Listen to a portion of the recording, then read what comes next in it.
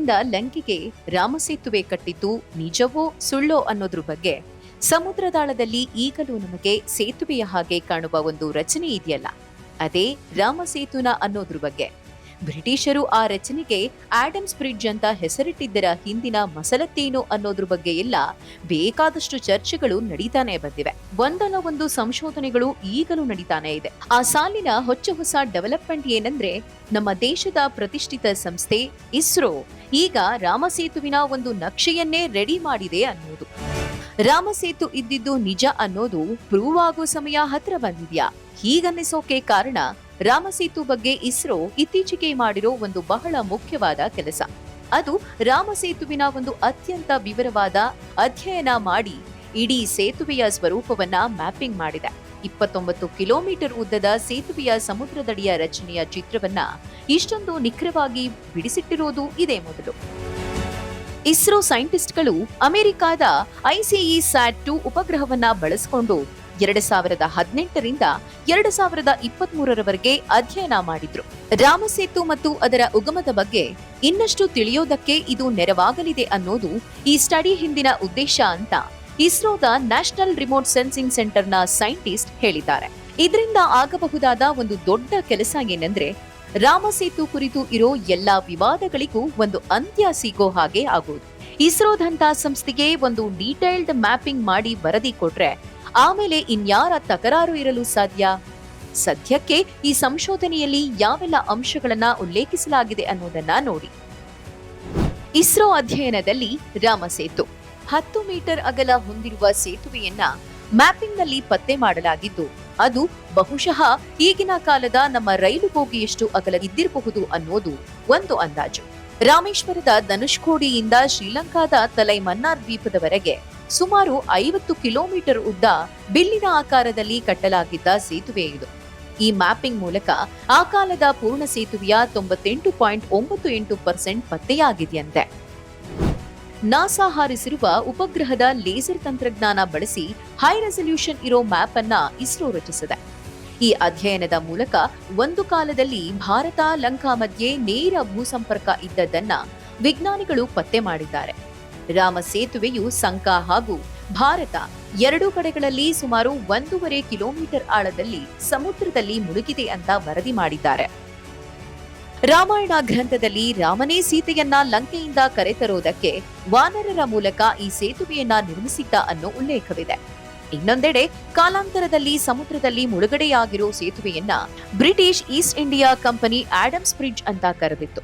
ರಾಮ ಸೇತುವನ್ನ ಭಾರತೀಯರು ಪ್ರಾಚೀನ ಕಾಲದಿಂದಲೂ ನಂಬಿಕೊಂಡು ಬಂದಿದ್ದಾರೆ. ಆದ್ರೆ ಆಧುನಿಕ ಕಾಲದಲ್ಲಿ ರಾಮಸೇತು ಅಸ್ತಿತ್ವದ ಬಗ್ಗೆ ಕಾಂಗ್ರೆಸ್ ಸೇರಿದಂತೆ ಅನೇಕ ರಾಜಕೀಯ ನಾಯಕರು ತರಲೆ ತೆಗೆದಿದ್ರು. ರಾಮ ಸೇತುವೆ ಇಲ್ಲ, ಇವೆಲ್ಲ ಸುಳ್ಳು, ಇದು ನೈಸರ್ಗಿಕವಾಗಿ ನಿರ್ಮಾಣವಾದ ಸೇತುವೆ, ಹಾಗೆ ಹೀಗೆ ಅನ್ನೋ ಇಲ್ಲಸಲ್ಲದ ವಿತಂಡವಾದಗಳನ್ನ ಮಾಡಿದ್ರು. ಅವೆಲ್ಲ ತರಲೆ ತಕರಾರುಗಳಿಂದಾಗೆ ರಾಮಸೇತು ಅಸ್ತಿತ್ವದ ಬಗ್ಗೆ ಈಗಲೂ ಕೋರ್ಟ್ ಕಟಕಟೆಯಲ್ಲಿ ವಾದ ವಿವಾದಗಳು ನಡೀತಾನೇ ಇದೆ. ರಾಮಸೇತು ಬಗ್ಗೆ ಗಂಭೀರವಾದ ಸಂಶೋಧನೆ ನಡೆದಿದ್ದು ಇದೇ ಮೊದಲೇನಲ್ಲ. ಈ ಹಿಂದೆಯೂ ಕೂಡ ಇಂತಹ ಸ್ಟಡಿಗಳು ನಡೆದಿವೆ. ಈ ಹಿಂದೆಯೂ ಕೂಡ ಅನೇಕ ಸಂಶೋಧಕರು ಇಲ್ಲಿ ಸಮುದ್ರದ ಕೆಳಗೆ ಒಂದು ಪುರಾತನ ಸ್ಟ್ರಕ್ಚರ್ ಇದ್ದು ಇದು ರಾಮಸೇತುಗೆ ಸಂಬಂಧಿಸಿರಬಹುದು ಅಂತಲೇ ಹೇಳಿದ್ರು. ಗ್ರೀಕ್ ಹಾಗೂ ರೋಮನ್ ರೆಕಾರ್ಡ್ಗಳಲ್ಲೂ ಕೂಡ ಭಾರತ ಹಾಗೂ ಶ್ರೀಲಂಕಾದ ನಡುವೆ ಸೇತುವೆ ಇತ್ತು ಅನ್ನೋದು ಉಲ್ಲೇಖವಾಗಿತ್ತು. ಸಮುದ್ರ ಶಾಸ್ತ್ರದ ಸಂಶೋಧನೆಯು ಈ ಸೇತುವೆ ಸುಮಾರು 7,000 ವರ್ಷಗಳಷ್ಟು ಹಳೆಯದು ಅನ್ನೋದನ್ನ ಹೇಳಿದೆ. ಇದು ಮನ್ನಾರ್ ದ್ವೀಪ ಮತ್ತು ಧನುಷ್ಕೋಡಿ ಬಳಿಯ ಬೀಚ್ಗಳ ಕಾರ್ಬನ್ ಡೇಟಿಂಗಿಗೂ ಪರ್ಫೆಕ್ಟ್ ಆಗಿ ಮ್ಯಾಚ್ ಆಗುತ್ತೆ. ಕೆಲವು ಅಧ್ಯಯನಗಳ ಪ್ರಕಾರ ಈ ಸೇತುವೆಯನ್ನು ಕಟ್ಟಿರೋದು ಸುಣ್ಣದ ಕಲ್ಲುಗಳಿಂದ. ಇದು ರಾಮೇಶ್ವರದಾದ್ಯಂತ ಹರಡಿರುವ ತೇಲುವ ಬಂಡೆಗಳಿಂದ ಮಾಡಲ್ಪಟ್ಟಿದೆ ಅನ್ನೋದಕ್ಕೂ ಪುರಾವೆಗಳಿವೆ. ಹಲವಾರು ವೈಜ್ಞಾನಿಕ ವರದಿಗಳ ಪ್ರಕಾರ ಈ ಸೇತುವೆ 1480ರವರೆಗೂ ಸಂಪೂರ್ಣವಾಗಿ ಸಮುದ್ರ ಮಟ್ಟಕ್ಕಿಂತ ಮೇಲೆಯೇ ಇತ್ತಂತೆ. ಆದ್ರೆ ಒಂದು ಚಂಡಮಾರುತದಿಂದ ಅದು ಮುಳುಗಿರಬಹುದು ಅನ್ನೋದು ಒಂದು ಅಂದಾಜು. ಹೀಗೆ ಈ ಹಿಂದಿನಿಂದಲೂ ನಡೆದುಕೊಂಡು ಬಂದ ಸಂಶೋಧನೆಯಲ್ಲಿ ರಾಮಸೇತು ಬಗ್ಗೆ ಒಂದಲ್ಲ ಒಂದು ಪುರಾವೆಗಳು ಸಿಗ್ತಾನೆ ಬಂದಿವೆ.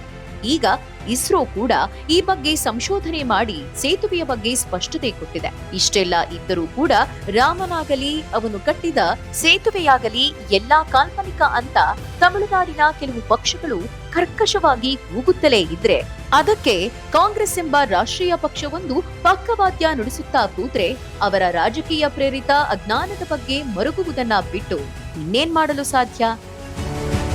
ಅವರುಗಳ ಈ ಕುಚೇಷ್ಟೆಗಳಿಗೆ ಬೇಕಾದಷ್ಟು ಸಾಕ್ಷಿಗಳಿವೆ. ತುಂಬಾ ಹಿಂದೆನೂ ಹೋಗ್ಬೇಕಿಲ್ಲ. ಕೇವಲ 10-15 ವರ್ಷಗಳ ಹಿಂದೆ ಯುಪಿಎ ಸರ್ಕಾರ ಇದ್ದಾಗ ಆ ಸರ್ಕಾರ ರಾಮಸೇತು ಅನ್ನೋದೇ ಇಲ್ಲ ಅಂತಲೂ, ಅದು ರಾಮ ಕಟ್ಟಿದ ಸೇತುವೆ ಅನ್ನೋದಕ್ಕೆ ಪುರಾವೆಯೇ ಇಲ್ಲ ಅಂತಲೂ ವಾದ ಹೂಡಿದ್ದು, ಅದನ್ನೇ ಕೋರ್ಟಿಗೂ ಹೇಳಿದ್ದು ಗುಟ್ಟೇನಲ್ಲ. ಆ ಸರ್ಕಾರದ ಮೂಗುದಾರವನ್ನ ತನ್ನ ಕೈಯಲ್ಲಿ ಹಿಡಿದುಕೊಂಡಿದ್ದ ಡಿಎಂಕೆ ಪಕ್ಷದ ಕರುಣಾನಿಧಿಯವರಂತೂ ರಾಮನೇ ಇರಲಿಲ್ಲ ಅನ್ನುವ ಮಟ್ಟಕ್ಕೂ ಇಳಿದುಬಿಟ್ಟಿದ್ರು. ರಾಮನ ಬಗ್ಗೆ ಕೀಳಾಗಿ ಮಾತನಾಡುವುದಕ್ಕೂ ಅವರು ಹಿಂಜರಿದಿರಲಿಲ್ಲ. ಇದು ಎಷ್ಟು ಅತಿರೇಕಕ್ಕೆ ಹೋಗಿತ್ತೆಂದ್ರೆ, ಪಂಬನ್ ದ್ವೀಪದಿಂದ ಶ್ರೀಲಂಕಾದ ಮನ್ನಾರ್ ದ್ವೀಪಕ್ಕೆ ಶಾರ್ಟ್ಕಟ್ ಮಾರ್ಗವನ್ನ ಒದಗಿಸುವುದಕ್ಕಾಗಿ ಈ ಸೇತುವೆಯ ಕುರುಹುಗಳನ್ನೇ ಕಡಿದು ಹಾಕಿ ಸಮುದ್ರ ಮಾರ್ಗ ಮಾಡುವಂತಹ ಸೇತು ಸಮುದ್ರಂ ಯೋಜನೆಗೂ ಕೈ ಹಾಕಿತ್ತು ಯುಪಿಎ ಸರ್ಕಾರ. ಇದು ರಾಮಭಕ್ತರ ಹಾಗೂ ಪರಿಸರವಾದಿಗಳ ಕೆಂಗಣ್ಣಿಗೆ ಗುರಿಯಾಗಿತ್ತು. ರಾಮ ಸೇತುವನ್ನ ರಾಷ್ಟ್ರೀಯ ಸ್ಮಾರಕವಾಗಿ ಘೋಷಿಸಬೇಕು ಅಂತ ಸುಬ್ರಹ್ಮಣ್ಯ ಸ್ವಾಮಿ ಅವರು ಸುಪ್ರೀಂ ಕೋರ್ಟ್ಗೆ ಅರ್ಜಿ ಸಲ್ಲಿಸಿ ಕಾನೂನಾತ್ಮಕ ದಾರಿ ಹಿಡಿದ್ರೆ, ಬಿಜೆಪಿ ರಾಜಕೀಯ ಹೋರಾಟದ ಹಾಗೂ ಪರಿಸರವಾದಿಗಳು ಬೀದಿ ಹೋರಾಟದ ದಾರಿ ಹಿಡಿದ್ರು. ಪುಣ್ಯಕ್ಕೆ ತೀವ್ರ ವಿರೋಧಗಳಿಂದಾಗಿ ಯೋಜನೆ ಮುಂದುವರಲಿಲ್ಲ. ಆದ್ರೆ ಪ್ರತಿ ಬಾರಿ ಸಂಶೋಧನೆಯಲ್ಲೂ ಕೂಡ ರಾಮಸೇತು ಇದೆ ಅನ್ನೋದ್ರ ಬಗ್ಗೆ ಪುರಾವೆಗಳು ಸಿಗ್ತಾನೇ ಇದೆ. ರಾಮಾಯಣ ಕಾಲದ ಅವಶೇಷಗಳು ನಿರಂತರವಾಗಿ ಮೇಲೆದ್ದು ಬರ್ತಿದೆ. ಈಗ ದೇಶದ ಪ್ರತಿಷ್ಠಿತ ಸಂಸ್ಥೆ ಇಸ್ರೋ ಕೂಡ ಈ ಬಗ್ಗೆ ಸಂಶೋಧನೆ ಮಾಡಿ ತಂತ್ರಜ್ಞಾನದ ನೆರವಿನಿಂದ ರಾಮಸೇತುವಿನ ಬಗ್ಗೆ ವೈಜ್ಞಾನಿಕ ವರದಿಯೊಂದನ್ನ ಸಿದ್ಧಪಡಿಸಿದೆ. ಇಸ್ರೋ ಕೊಟ್ಟಿರೋ ಈ ಎವಿಡೆನ್ಸ್ ತುಂಬಾ ಮಹತ್ವದ್ದು, ನೋ ಡೌಟ್. ಆದ್ರೆ ಇಂಥದ್ದೆಲ್ಲವನ್ನೂ ಅಭ್ಯಾಸ ಬಲದಿಂದ ಅನ್ನುವ ಹಾಗೆ ವಿರೋಧ ಮಾಡುತ್ತಿದ್ದ ರಾಮ ವಿರೋಧಿಗಳು ಹಾಗೂ ಹಿಂದೂ ನಂಬಿಕೆಗಳ ವಿರೋಧಿಗಳು ಈಗ ಯಾಕೆ ಗಪ್ಚುಪ್ ಆಗಿದ್ದಾರೆ ಅಂದ್ರೆ, ಅದಕ್ಕೆ ಕಾರಣ ದೇಶದ ರಾಜಕಾರಣ ಬದಲಾಗಿರುವುದು, ಜನರಲ್ಲಿ ನಮ್ಮ ಅಸ್ಮಿತೆಯ ಬಗ್ಗೆ ಒಂದು ಜಾಗೃತಿ ಮೂಡಿರೋದು ಅಲ್ವಾ? ಯೋಚನೆ ಮಾಡಿ ನೋಡಿ.